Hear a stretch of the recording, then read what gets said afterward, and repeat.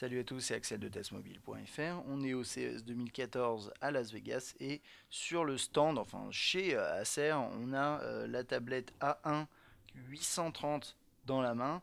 Alors c'est une tablette qui est au format 4 tiers comme vous pouvez le constater, c'est une 7.9 pouces, 1024 par 768, c'est du IPS, c'est un petit peu avec son design en aluminium vraiment un peu premium par rapport à d'autres tablettes plus d'entrée de gamme chez Acer. Ici on essaye de rentrer en concurrence avec l'iPad mini, clairement que ce soit au niveau du format ou du design premium. On a un processeur dual core, on est sur Android 4.2.2, un appareil 5 mégapixels.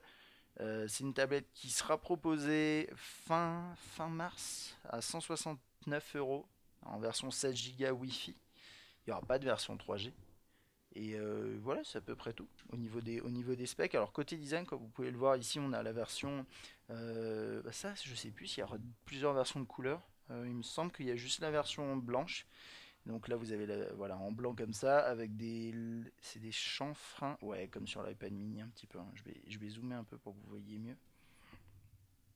Voilà, vous voyez ici. Donc on a des espèces de chanfreins chromés, plutôt sympa. Une caméra frontale située bien au milieu, c'est assez plus pratique quand même pour les conversations. Ensuite on a une touche on-off verrouillé déverrouillé, le bouton de volume juste ici. Là on a un slot pour mettre la micro SD, le haut-parleur hein, ici. Rien en bas, rien sur la gauche. Et là on a le micro USB, le jack et un micro. Donc on a quand même voilà, ce petit élément là de design intégré en plastique, hein, intégré dans la coque en aluminium avec l'appareil photo qui est en haut à gauche, sans flash comme souvent sur les tablettes.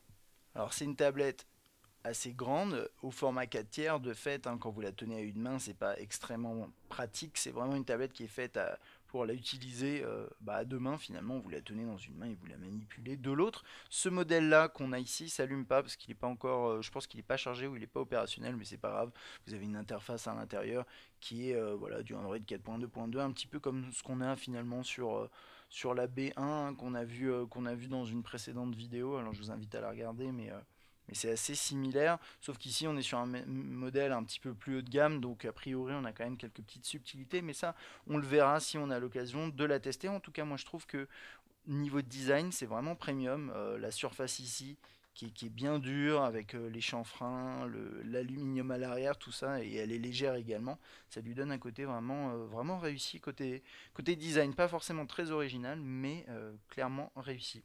Voilà, si vous avez des questions sur cette petite tablette, n'hésitez pas à laisser un commentaire. Moi je vous dis à bientôt.